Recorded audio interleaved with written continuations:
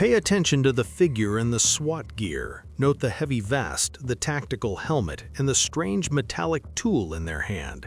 This isn't a training exercise, and this isn't a police officer. It's 4 a.m. inside a quiet church in Midlothian, Texas. Within 30 minutes, this figure will encounter 45-year-old fitness instructor Missy Bevers. The cameras captured their every move, yet nearly a decade later, the person behind the mask remains a ghost. This was not a random act of violence, it was a cold, calculated execution. And the most chilling part? The killer might still be watching this footage today. To understand the sheer brutality of what happened that morning, we have to look at the timeline. Midlothian, Texas is a place where the doors are rarely locked and the streets are usually silent. But on April 18, 2016, a storm was brewing, both outside and within the walls of the Creekside Church. Missy Bevers pulled into the parking lot at exactly 4:18 a.m. The rain was torrential, a chaotic backdrop for a woman simply trying to start her day. She had no way of knowing that inside the dark building, someone had been waiting for her in the shadows for over 30 minutes. The surveillance footage from that night is something out of a nightmare. It doesn't show a typical burglar. Instead, we see a figure dressed from head to toe in heavy tactical gear, a helmet, a vest labeled police, and thick gloves. But look closer at how they move. They aren't hurried, they aren't nervous. They wander the hallways with a haunting, casual confidence, swinging a heavy hammer against doors and breaking glass for no apparent reason. It wasn't about theft, it was about marking territory. Every room they entered was a room they controlled. Forensic experts spent months obsessing over every frame. Why the SWAT gear? Was it to hide their identity, or was it a sick psychological game? The killer carried a metallic tool, a hammer or a pry bar, and used it with a chilling familiarity. There was a strange, deliberate nature to their actions. They weren't looking for the church's valuables, they were waiting for a specific person. The low-resolution cameras captured a ghost, a figure whose gender and age were completely obscured by the very gear designed to protect those who serve the law. The most significant lead came not from what the killer did, but how they walked. They possessed a distinct outward-turning gait, commonly referred to as being duck-footed. This wasn't just a minor detail, it became the centerpiece of the entire investigation. Detectives analyzed the stride, the weight distribution, and the lumbering pace. Was this a permanent physical condition or a clever disguise meant to throw off the police? This single piece of visual evidence would eventually lead to a list of suspects that would tear a family apart. When Missy's students arrived at 5 a.m., the silence inside the church was deafening. They found the doors locked, an unusual sight for a class that should have already begun. When they finally made their way inside, the horror was revealed. Missy Bevers lay in the hallway, the victim of a targeted, violent execution. There were no signs of a struggle for her belongings. Her jewelry was untouched. Her purse was still there.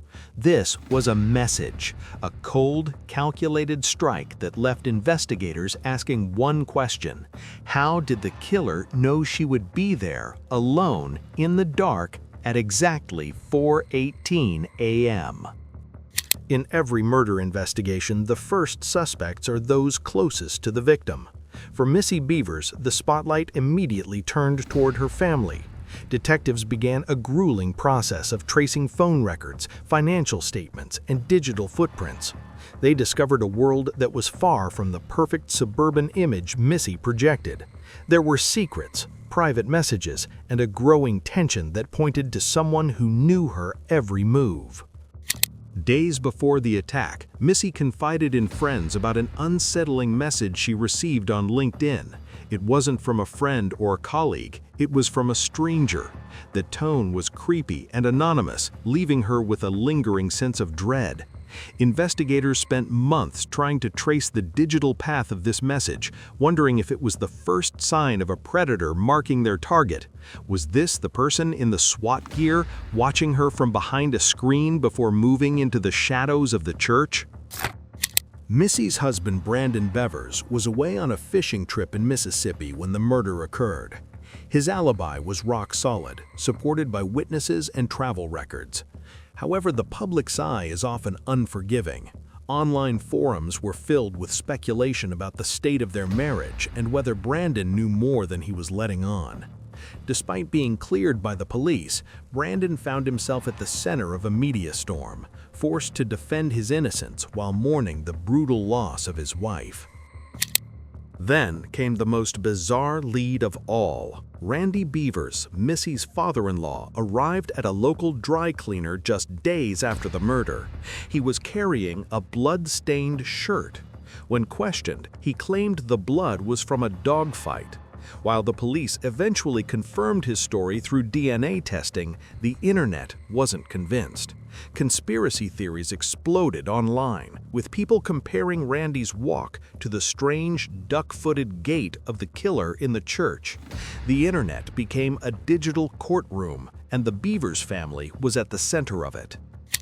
Forensic gait analysis became a central pillar of the case. Experts compared the killer's lumbering, outward-turning walk to every person in Missy's life. They looked at the height, the weight, and even the way the figure handled the hammer. Some experts suggested the killer might actually be a woman, given the physical proportions obscured by the heavy tactical gear. This theory opened a whole new list of suspects: rivals, former friends, or someone driven by personal vendetta. Every lead was a dead end, leaving the SWAT figure as a nameless, faceless ghost in the machine. Years have passed since that rainy April morning, but for the town of Midlothian, the scars remain open. The Creekside Church is no longer just a place of worship. It's a monument to a mystery that has defied every modern investigative tool. The SWAT-clad figure who walked those halls has become a modern-day ghost, a haunting reminder that sometimes the justice system hits a wall that no amount of public outcry can break. The file is still open, the tips still come in, but the trail has grown cold, buried under a decade of silence. The impact on Missy's family and the local community cannot be measured. A husband was forced to defend his innocence in the court of public opinion while grieving. Children grew up without their mother, their lives forever marked by the violence of a stranger. The town itself changed. The days of leaving doors unlocked are gone. A shadow was cast over Midlothian that morning, a shadow that won't lift until the person in the tactical gear is finally unmasked. But as time moves forward, we are left to wonder, is the killer still walking among them, still watching the news, still hiding in simple sight? What do you see when you look at that grainy surveillance footage?